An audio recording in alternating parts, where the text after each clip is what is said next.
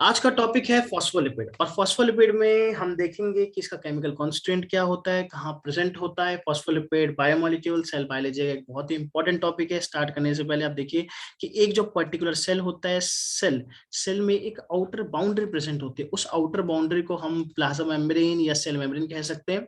अगर आप पर्टिकुलरली किसी एक प्लाज्मा मेम्ब्रेन को मैग्नीफाई करके देखेंगे तो आप पाएंगे कि इसके अंदर फॉस्फोलिपिड की बाइलेयर होती है। हम इसे फ्लूइड मोज़ेक मॉडल भी बता सकते हैं। खैर, इसके बारे में हम डिटेल डिस्कशन किसी सेपरेट वीडियोस में करेंगे। देखिए, अब इस जो फॉस्फोलिपिड बाइलेयर होती है, ओवरऑल इसको क्या कहा गया है? Phospholipid bilayer. अगर हम किसी एक फॉस्फोलिपिड को मैग्नीफाई करके देखें, मान लेते हैं कि हम किसी एक फॉस्फोलिपिड को मैग्नीफाई करके देख रहे हैं, तो इसमें हमें क्या देखने को मिलेगा? इसमें हमें देखने को मिलेगा एक हेड वाला पोर्शन और एक टेल वाला पोर्शन। यानी इस फॉस्फोलिपिड में एक पोर्शन होता है हेड और दूसरा पोर्शन हो गया इसका टेल। और टेल कितने आप देखिए, दो लॉन्ग चेन टेल प्रेजेंट है। और इस लॉन्ग चेन टेल का काम क्या है? चलिए वापस आते, एक चीज याद रखिएगा, जो ये टेल वाला पोर्शन होता है वो हमेशा हाइड्रोफोबिक होगा, और जो हेड वाला पोर्शन होता है वो हमेशा कैसा होगा? हाइड्रोफिलिक होगा।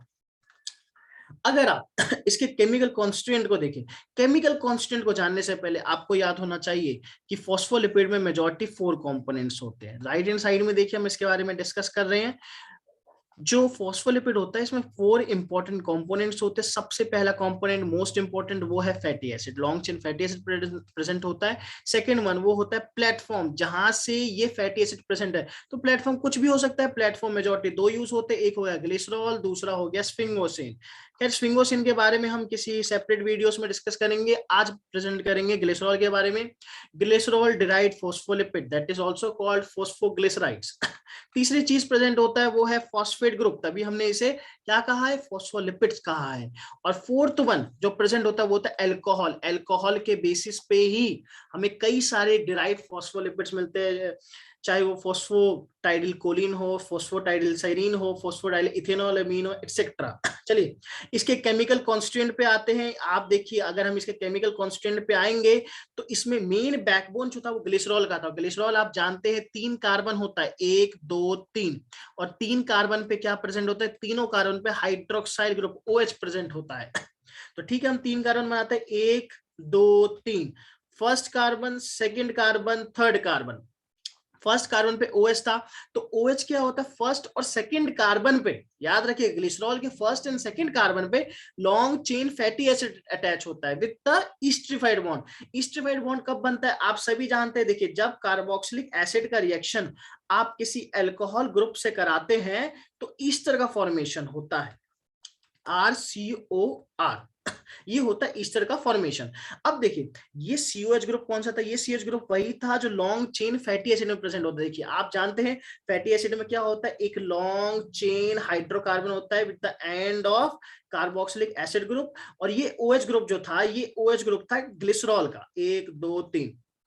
ये OH ग्रुप हो सकता है ग्लिसरॉल का। अब यहां से क्या होता है? देखिए, कार्बोक्सिलिक एसिड का OH, यहाँ पे जो कार्बोक्सिलिक एसिड प्रेजेंट था, और यहाँ से देखिए पानी बन के बाहर हो गया। और ये पानी बन के जब बाहर होता है तो ये दोनों बॉन्ड बना लेते हैं बाद में, जो ईस्ट्रिफाइड बॉन्ड होता है। और ये ईस्ट्रिफाइड बॉन्ड जो है, याद रखिए, ये ईस्ट्रिफाइड बॉन्ड जो है फर्स्ट कार्बन और सेकेंड कार्बन में बनता है। आप देख रहे हैं मैं बना रहा हूँ फर्स्ट, सेकेंड एंड थर्ड।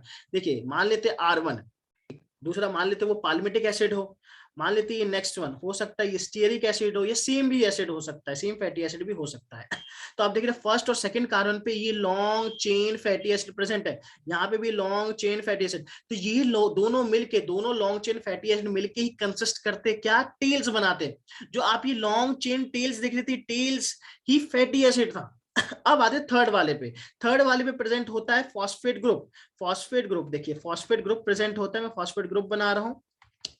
तो ये वाला पोर्शन हो गया अल्कोहल। देखिए, ये जो इतना पोर्शन है ये हो गया अल्कोहल ग्रुप, जो हमने एक कंपोनेंट का पार्ट माना था। 4 कंपोनेंट में से एक अल्कोहल भी था। और इतना पोर्शन, ये वाला जो फॉस्फेट ग्रुप है, ये वाला पार्ट हो गया फॉस्फेट ग्रुप।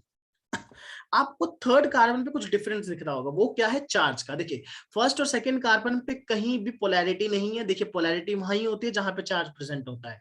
और थर्ड कार्बन पे क्या है, आप देखें नीचे फॉस्फेट के नीचे O नेगेटिव लगा हुआ है। इसका मतलब ये हुआ जो चार्ज मॉलिक्यूल होते हैं वो हमेशा पोलर होंगे, याद रखिएगा। चार्ज मॉलिक्यूल कैसे होते हैं, पोलर होते हैं, और पोलर वाले हमेशा हाइड्रोफिलिक होते हैं। हाइड्रोफिलिक का मतलब होता है, फिलिक मींस होता है लविंग, और हाइड्रो मींस वाटर, यानी वाटर लविंग। देखिए वाटर लविंग क्यों कहा, आप जानते हैं वाटर के अंदर OH negative and H positive ions होते हैं, यानी वाटर भी पोलर है और चार्ज वाला पार्ट भी पोलर, यानी पोलर लाइक्स पोलर। मेरे कहने का मतलब क्या है, ध्यान से समझिए। जो थर्ड वाला कार्बन था, यहाँ पे आप देख रहे जो थर्ड पोर्शन है यहाँ पर, ये थर्ड वाले कार्बन वाला पोर्शन जो है वो पोलर है बिकॉज ऑफ, क्योंकि फॉस्फेट पे O नेगेटिव प्रेजेंट है, और वाटर भी कैसा होता है, पोलर। तो हेंस हमने हेड वाले पोर्शन को पोलर माना। देखिए फर्स्ट और सेकंड कार्बन, ये जो फर्स्ट और सेकंड कार्बन था ये टेल को डेजिग्नेट करता है, और थर्ड वाला जो कार्बन था ये पूरा हेड को डेजिग्नेट करता है। यानी मुझे लगता है कि आपको इस वीडियो से जरूर समझ में आ गया होगा कि फॉस्फोलिपिड में हेड और टेल का मतलब क्या है। हेड को हमने हाइड्रोफिलिक क्यों कहा, क्योंकि हेड पे फॉस्फेट ग्रुप प्रेजेंट था जो चार्ज मॉलिक्यूल था, और हमने टेल को हाइड्रोफोबिक क्यों कहा, सिंपल सी बात है, आप जानते हैं ऑयल कभी भी वाटर में डिसॉल्व नहीं होता है। Oil consist of fatty acid, जैसे मोस्टली अनसैचुरेटेड फैटी एसिड से बने होते हैं, तो फैटी एसिड कभी भी वाटर में डिसॉल्व नहीं होता है, यानी फैटी एसिड जो होता है वो हाइड्रोफोबिक इन नेचर होता है। हेंस जो टेल था फैटी एसिड का बना था, इसलिए हमने टेल को हाइड्रोफोबिक कहा और हेड को हाइड्रोफिलिक कहा। तो मुझे लगता है आपके सारे डाउट्स क्लियर हो गए होंगे फॉस्फोलिपिड्स को लेकर। अगर आपके फिर भी कोई डाउट है तो आप कमेंट्स में क्वेश्चन पूछ सकते हैं, बाकी इससे आगे हम नेक्स्ट वीडियोस में डिस्कस करेंगे।